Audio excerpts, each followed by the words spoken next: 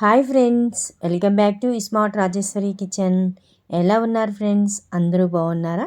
ఈరోజు మన ఇంటి రెసిపీ కారప్పొడి అండి. ఇది దోశ, ఇడ్లీ, రైస్తో చాలా బాగుంటుందండి. ఆరోగ్యానికి కూడా చాలా మంచిది. పిల్లలేంటి పెద్దలేంటి ఎవరైనా తినొచ్చండి. ఎలా చేశానో ఏంటనేది వీడియో చివరి వరకు చూస్తే మీకు అర్థమవుతుంది. ఫస్ట్ టైం మా వీడియో చూసినట్టయితే మీకు నచ్చితే లైక్ చేసి, షేర్ చేసి, సబ్స్క్రైబ్ చేయండి ఫ్రెండ్స్. చాలా మంచి రెసిపీ, హెల్దీ రెసిపీ, చాలా మంచిదండి. పిల్లలేంటి పెద్దలేంటి ఎవరైనా తినొచ్చు. ఇష్టం లేని వాళ్ళు కూడా ఒక్కసారి ఇలా చేసి పెట్టారంటే చక్కగా ఇష్టంగా తింటారండి. ఎలా చేశాను అనేది ఇంకా వీడియోలోకి వెళ్ళి తెలుసుకుందామా? చాలా బాగుంటుంది, చాలా ఒంటికి మంచిదండి ఇది. ఇంకా వీడియోలోకి వెళ్ళి తెలుసుకుందాం రండి. ఈ పొడి లొట్టలు వేసుకొని తింటారండి. ఎంత బాగుంటుందంటే ఒక్కసారి మీరు ట్రై చేసి మీకు ఎలా వచ్చిందో కామెంట్ ద్వారా కామెంట్ చేయండి. సింపుల్గా ఈజీ మెథడ్లోనే చెప్పానండి. వీడియో చివరి వరకు చూడండి. సరేనా? ఇంకా తెలుసుకుందాం రండి.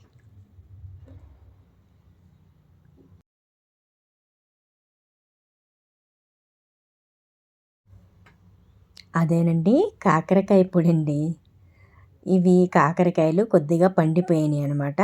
మీరైతే ఫ్రెష్గా పిక్కలు మంచిగా ఉన్నవి తీసుకోండి. నేనైతే పొడిగైనా తెచ్చాను, కొద్దిగా లేట్ అయిపోయింది. లోపల కొద్దిగా పండిపోయాయి అనమాట పిక్కలు. అవి తీసేసి ఇలా కట్ చేసేసుకుని ఇలా ఫ్యాన్ గాలికి ఆరబెట్టానండి. తడి లేకుండా చక్కగా ఆరిపోవాలి. ఆరితేనే పొడికి చాలా బాగుంటుందండి. ఇలా పొడి చేసి పెట్టారంటే అసలు కాకరకాయ పొడి అని అనుకుంటారండి. అంత బాగుంటుంది, చేదు అనేది రాదు. చూసారు కదా, ఒక 2-3 గంటలు ఇలా ఆరబెట్టేయండి, తడంతా ఆరిపోతుంది. నేను ఆరబెట్టిన తర్వాత మళ్ళీ పక్కకి ఓ ప్లేట్లోకి తీసుకుని ఆరిన తర్వాత స్టవ్ వెలిగించి కళాయి పెట్టానండి. అలాగే ఒక 3 స్పూన్లు ఆయిల్ వేసాను. దానికి తగ్గట్టు వేసుకుంటే సరిపోతుందండి. ఇంకా ఆయిల్ మరిగిన తర్వాత మనం కట్ చేసుకుని ఆరబెట్టుకున్నాం కదా, ఆ ముక్కలు కొద్దిగా డీప్ ఫ్రై అయినంత వరకు వేపుకోవాలి. ముందు హైలో పెట్టి తర్వాత మీడియంలో పెట్టేయండి. ముందు హైలోనే వేపుకోండి. కాస్త వేగిన తర్వాత చిటపట అండం మానేసిన తర్వాత మీడియంలో పెట్టుకుంటే మనకి చక్కగా డీప్ ఫ్రై అయిపోతాయండి. ఇది చాలా మంచిదండి ఒంటికి. పిల్లలకి ఏంటి పెద్దలకైనా చాలా చాలా మంచిది. చాలా ఇష్టంగా కూడా తింటారు. అసలు కాకరకాయ అనేటట్టు ఉంటుంది, చేదు అనేది ఉండదండి. ఒకసారి ఎప్పుడు చేసుకోకపోతే ఒక్కసారి ట్రై చేయండి. ట్రై చేసి మీకు ఎలా వచ్చిందో కామెంట్ ద్వారా కామెంట్ చేయండి. మళ్ళీ మళ్ళీ చేసుకుంటారండి ఈ పొడి. అంత టేస్ట్గా ఉంటుంది, ఆరోగ్యానికి కూడా చాలా చాలా మంచిది.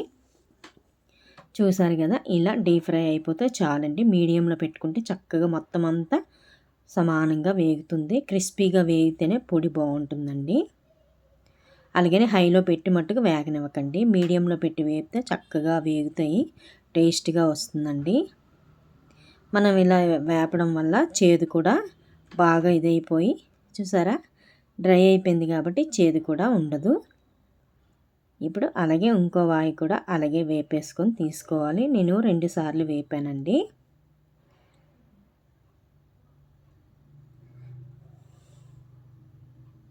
మరీ ఎక్కువ ఎరుపుగా వేపుకోకండి, టేస్టు మారిపోతుందన్నమాట. ఇలా వేపుకుంటే సరిపోతుంది.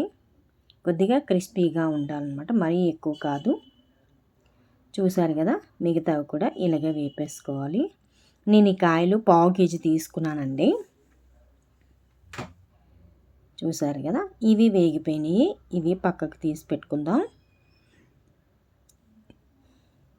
మళ్ళీ అదే ఆయిల్లో మన చేతితో ఒక గుప్పిడు అనమాట, అంటే స్పూన్ లెక్క అయితే ఓ 2 స్పూన్లు ఉంటుందండి. పెద్ద స్పూన్తో 2 స్పూన్లు ఉంటాయి పల్లీలు.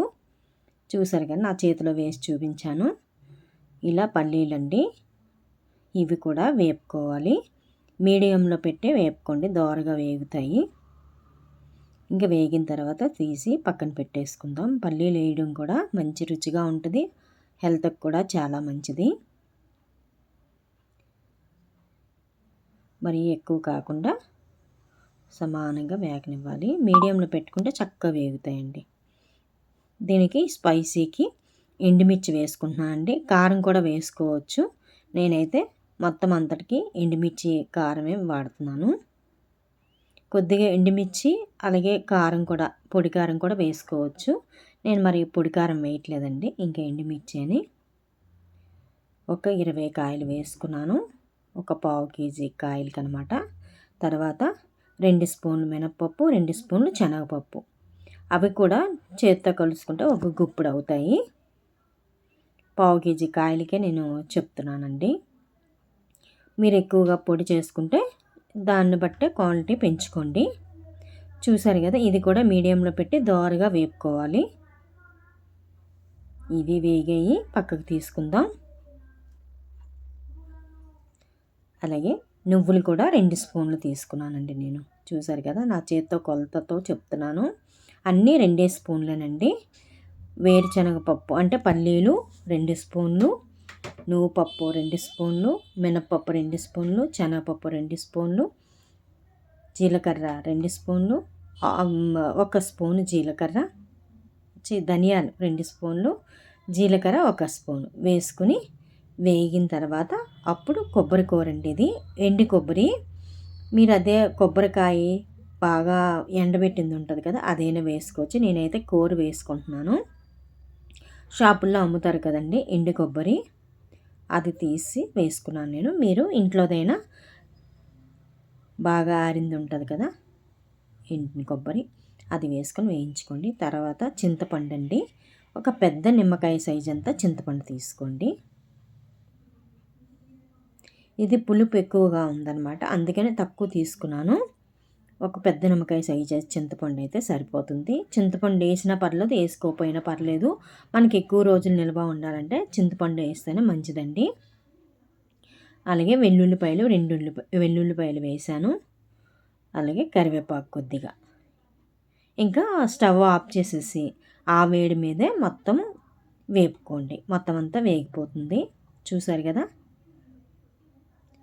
అందులో చెమ్మంతా వారిపోతుంది.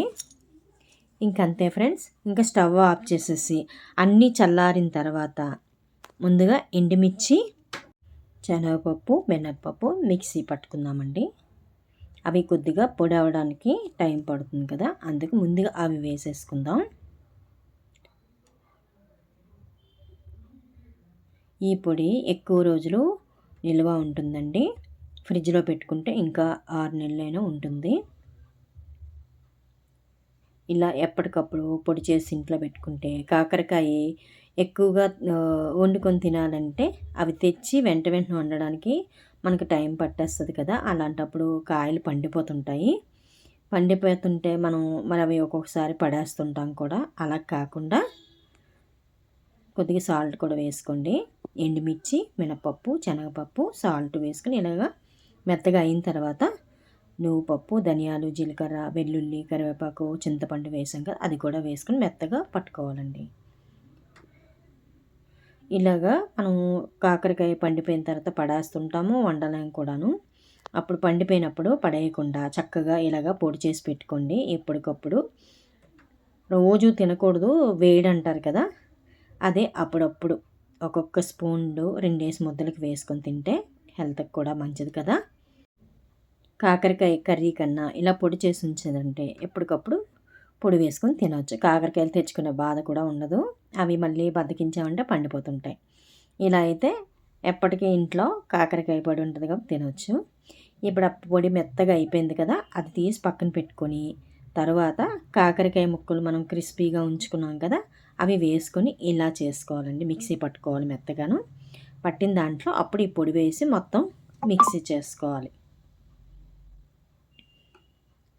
చేసుకుని చక్కగా మంచి గాజు బౌల్లో కానీ గాజు బాటిల్లో కానీ ఏదైనా స్టీల్ బాక్స్లో అయినా స్టోర్ చేసుకుంటే చక్కగా ఎప్పుడు కావాలంటే అప్పుడు వేడి వేడి అన్నంలోని నెయ్యి వేసుకొని పొడి వేసుకొని 2 ముద్దలు తినండి, కడుపు నిండిపోతుందండి. చక్కగా కమ్మగా తినేవచ్చు. ఇంకా కూరలు అవి ఏం అవసరం లేదు, అంత కమ్మగా ఉంటుంది. మనం నువ్వులు, పల్లీలు ఇవి వేసాం కాబట్టి టేస్ట్ కూడా అదిరిపోతుందండి. చూసారు కదా ఎంత చక్కగా తయారైందో. ఇది టిఫిన్కి, ఇడ్లీ, దోశ, రైస్కి కూడా చాలా బాగుంటుంది. నేను ఇలాగా గాజు బౌల్లో స్టోర్ చేసుకుంటున్నాను అనమాట. మనకి బయట ఉన్నా పర్వాలేదు, ఒక నెల రోజులు బాగానే ఉంటుందండి. తర్వాత ఫ్రిడ్జ్లో పెట్టుకుంటే ఇంక మీకు ఎన్నాళ్ళైనా ఆ పొడి అంత చక్కగా పాడవకుండా ఉంటుంది.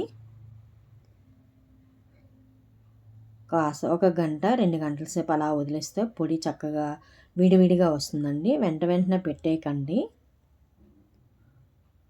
కొద్దిగా మిక్సీ పట్టాం కాబట్టి పొడి పొడి అవ్వడానికి ఒక గంట వదిలేస్తే, గంట 2 గంటలు వదిలేస్తే చక్కగా పొడిలా తయారవుతాయి. అప్పుడు ఫ్రిడ్జ్లో పెట్టుకోవడం కానీ దాని మీద మూత పెట్టి అప్పుడు స్టోర్ చేసుకోండి. అంతే ఫ్రెండ్స్, చూడండి ఎంత యమ్మీగా రెడీ అయిపోయిందో. చూస్తుంటేనే తినాలనిపిస్తుందండి.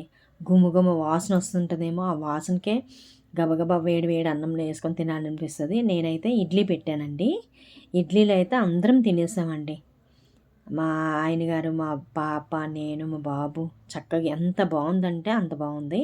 మీరు చేసుకొని తప్పనిసరిగా తినండి ఫ్రెండ్స్. హెల్త్కి మంచిది, పిల్లలు కూడా చాలా ఇష్టంగా తింటారు. కాకరకాయ తినలేని పిల్లలకి ఇలా చేసి పెట్టండి, చాలా చాలా టేస్ట్గా ఉంటుంది. వదిలిపెట్టరండి, ఇంక ఈ పొడితోటి చక్కగా తినేస్తారు. చూడండి ఎంత బాగుందో. నేను మీకు వీడియో చూపిస్తుంటే నాకు గుమగుమ వాసన వెళ్ళిపోయి ఎంతవే తినేద్దాం అన్నట్టు అయిపోయింది. మేమైతే వెంటనే సగానికి ఖాళీ చేస్తామండి. చూసారు కదా, మనకి ఎక్కువ కావాలంటే ఎక్కువ రెడీ చేసుకోవచ్చు. నేనైతే ముందు ఇడ్లీతో తినేసాము, తర్వాత ఇలా రైస్లోని నెయ్యి వేసి, వేడి వేడి అన్నంలోని నెయ్యి వేసి చక్కగా పొడేసి, ఇంక మరి ఇప్పుడు చెప్తుంటే నోట్లో నీళ్ళు ఊరుతున్నాయండి, అంత టేస్టీగా ఉంది. తప్పనిసరిగా మీరు ట్రై చేయండి ఫ్రెండ్స్. వీడియో చివరి వరకు చూస్తేనే మీకు అర్థమవుతుంది. నచ్చితే లైక్ చేసి, షేర్ చేసి, సబ్స్క్రైబ్ చేయండి. నేనైతే చక్కగా ఆస్వాదిస్తూ తిన్నానండి. కాకరకాయ పొడి తిన్నామన్న ఫీలింగ్ ఉండదు, అంత టేస్టీగా ఉంటుంది. అంతే ఫ్రెండ్స్, మళ్ళీ మంచి వీడియోతో వస్తా. Thank you for watching. Bye bye. ఇక నుంచి పొడులు పెడుతుంటానండి. మనకి వర్షాకాలం అయిన తర్వాత శీతాకాలం అంటే కార్తీక మాసం, ఇవన్నిటికి పొడి ఉండడం వల్ల తింటారు. కార్తీకం చేసిన వాళ్ళైతే వెల్లుల్లిపాయ, నువ్వులు వేయకండి, ఇంకా మిగతాది చక్కగా వేసుకొని తినండి ఫ్రెండ్స్. మాకైతే చాలా చాలా బాగా నచ్చింది. కాకరకాయ చేదన్న మాటే ఉండదు. ఒకసారి మీరు ట్రై చేయండి, చేసి మీకు ఎలా వచ్చిందో కామెంట్ ద్వారా కామెంట్ చేయండి ఫ్రెండ్స్. మీకోసం నేను అలాగా నించొని తింటున్నాను, కూర్చొని మరొక ఇంత కుమ్మేశానండి. బాయ్ ఫ్రెండ్స్, చేసుకోండి.